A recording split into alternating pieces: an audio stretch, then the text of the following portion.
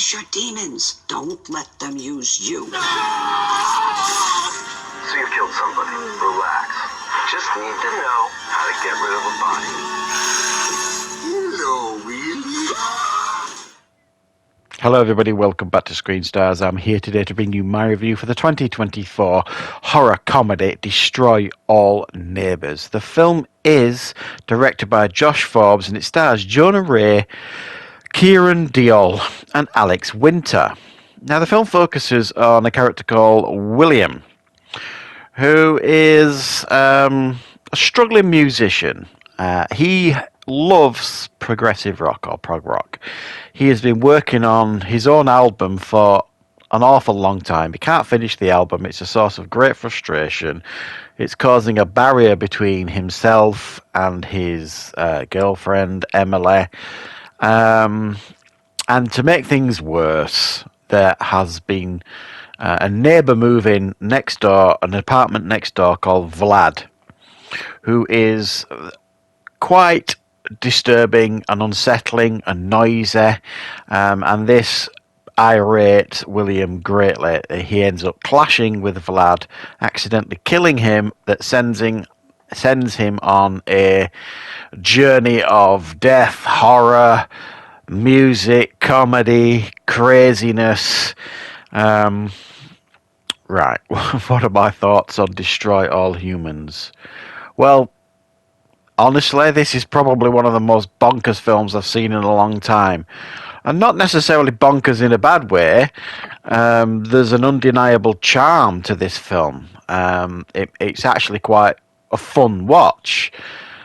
Doesn't make a lick of sense in any way, shape or form. But it is definitely a fun watch, I suppose. If you're happy to put on like a horror comedy that's certainly not scary, it's more comical, if you like, its approach to horror, and it does raise a chuckle here and there. I think Jonah Ray does excellent here in this film. He manages to deliver a character that in the wrong hands could have been quite annoying and frustrating, but he actually, he gives the character quite a lot of charm, so it makes it quite a pleasure to watch.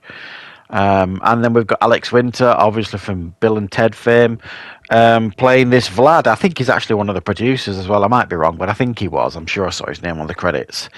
And he turns up as well as a solicitor later in the film, a lawyer.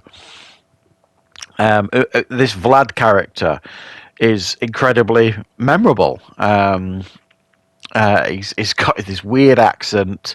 He's got prosthetics all over his face, and incredibly annoying. But he ends up kind of bonding with this William character, even after death. Well, after death, really. And he just gets to the point where he can't stop killing people, William. He doesn't want to kill anybody, but he can't stop killing them, hence the title, Destroy All Neighbours. So, he ends up killing Vlad, who comes back to life right after he's chopped him into pieces. He kills a homeless man that he's been giving croissants to, quite by accident, but he ends up becoming part of the crew. Then he kills one of his neighbours, who is fed up with the noise that he's making with Vlad. And then he kills his landlord, who also turns out to be a massive influence on his musical career that he didn't know about. He didn't know who she was initially. So there's these people, that he ends up directly or indirectly killing, but they kind of stick to him like shit to a blanket. He can't get rid of them. Obviously, this doesn't impress his girlfriend. This doesn't impress the police. But he's still incredibly determined to finish this album. I can hear the words coming out of my mouth, and it's just like what it must sound like. It's as crazy as it sounds, this film. Doesn't make any sense. It's just... And I think you could look at that as either its real strength or its real weakness. The fact that it doesn't make any sense. How can all these people that he's killing not die? There's no explanation given. None. Certainly not that I could pick up. Vlad's been, he comes across as almost, not demonic, but is there something about Vlad why he can't die? Doesn't explain it, but that also doesn't explain why nobody else is dying, like his landlady, the homeless person, and one of his other neighbours. There's no explanation given as to why any of them are coming back to life. It doesn't. You could argue it hints that it's more about his mental health, why all this is happening, but it doesn't really hint at that at the same time. That's just a kind of thought I had. Has he actually gone insane because he can't finish this album and he's actually hallucinating all this bollocks? And at times that felt plausible, and then at other times you're just kind of like, well, it can't be. Other people are seeing them. How can this be? So yeah, I don't know.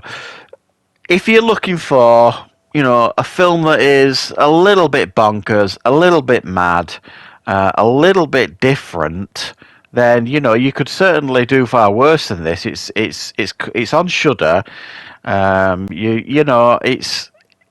It does raise a chuckle. There's a few faces in the film that you'll recognise, and there are definitely moments where you will be questioning your sanity watching it. But, horror and comedy is a difficult blend to get right. And I think this does a decent attempt at trying to give us a good laugh and put some horror elements into the film. Light horror elements, really. It's not